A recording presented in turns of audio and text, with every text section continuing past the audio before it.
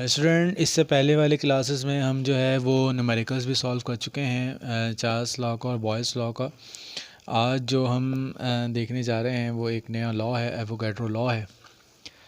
अब मैंने आपको बताया था कि हमारे पास कुछ पैरामीटर्स हैं, प्रेशर है, वॉल्यूम है, टेम्परेचर है, और हमने सिर्फ दो रिलेशन के दरमियान जो है वो दो पैरामीटर्स के दरमियान हम रिलेशन देखना है। तो पहले हमने वॉल्यूम और प्रेशर का देखा, फिर वॉल्यूम और टेम्परेचर का देखा।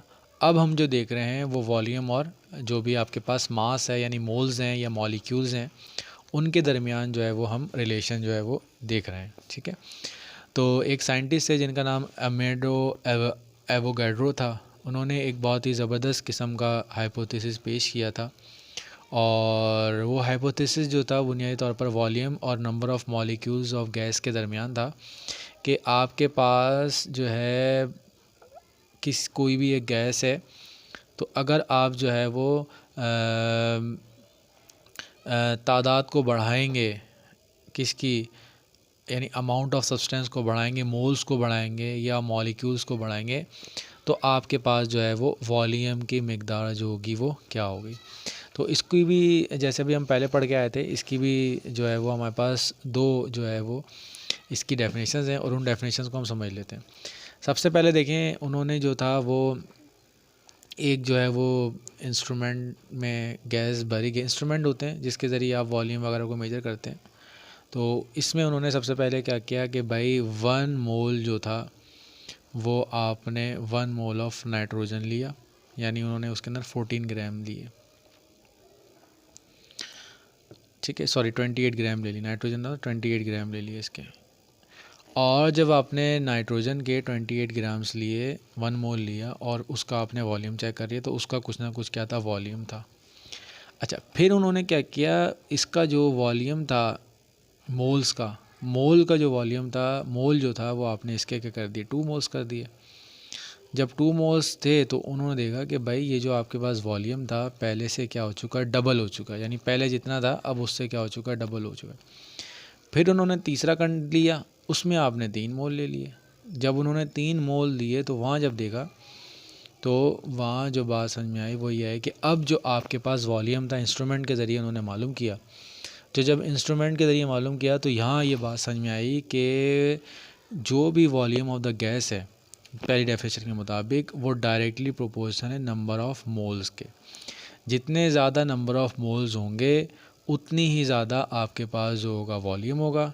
और आपको पता है जब भी डायरेक्टली प्रोपोर्शनल का साइन हटता है तो वहाँ एक कांस्टेंट आता है, और यहाँ जो कांस्टेंट वैल्यू आई वो आपके पास क्या आई थी, 22.4 dm³ जो थी वो आपके पास क्या गई थी, ये कांस्टेंट वैल्यू हो गई थी। यानी एक्सपेरिमेंट के ज़रिए जब वो कांस्टेंट निकाला, हर एक का कांस्टेंट होता है, जब वो कांस्टेंट निकाला तो ये जो कांस्टेंट आया वो आपके पास क्या गया, 22.4 dm³ आ गया। ठीक है, ये यहाँ तक समझो। तो पहली स्टेटमेंट क्या बनी कि volume of the gas is directly proportional to number of molecule gas at constant temperature and mass. तो पहली क्या बनी कि वॉल्यूम जो है वो आपका डायरेक्टली प्रोपोर्शनल है, किसके डायरेक्टली प्रोपोर्शनल, डायरेक्टली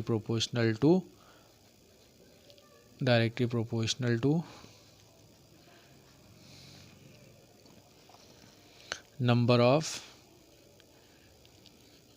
मोल्स और मॉलिक्यूल्स ऑफ गैसेस। तो ये एक डेफिनेशन हमारी ये बन गई।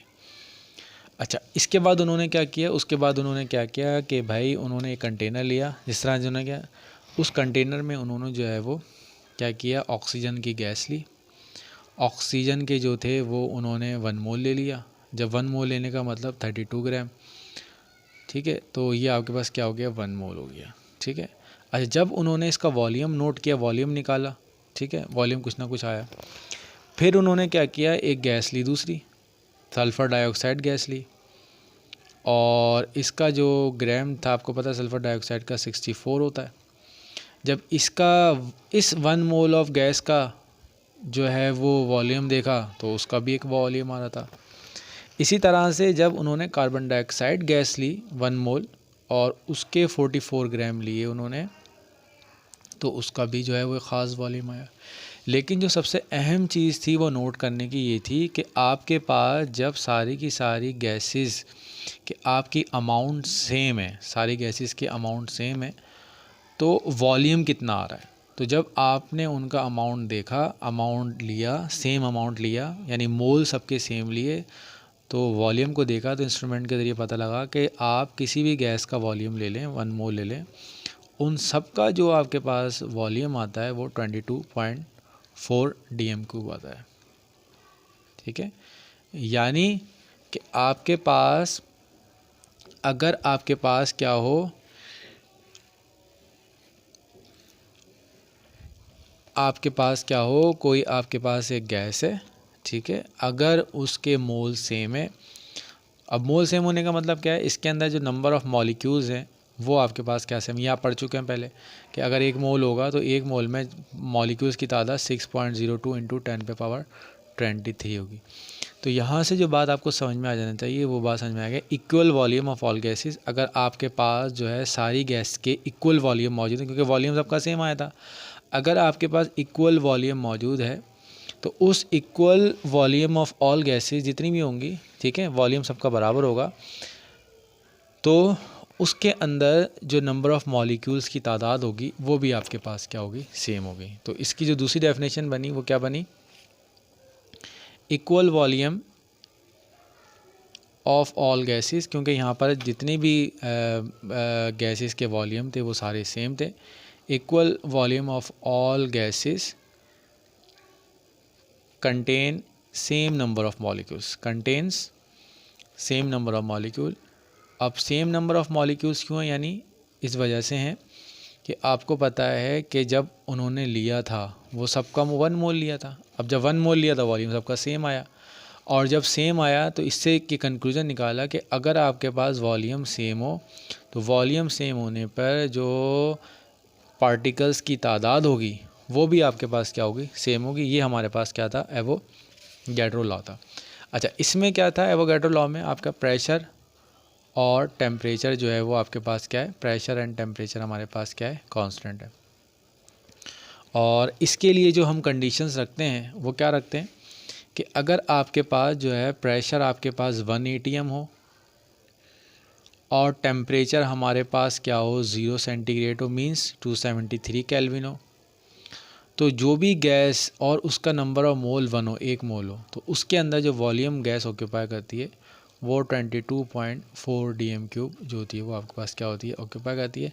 तो एवोगैड्रो लॉ में भी आपके पास कुछ कंडीशंस थी कांस्टेंट की, वो आपके पास क्या था, टेम्परेचर और प्रेशर था।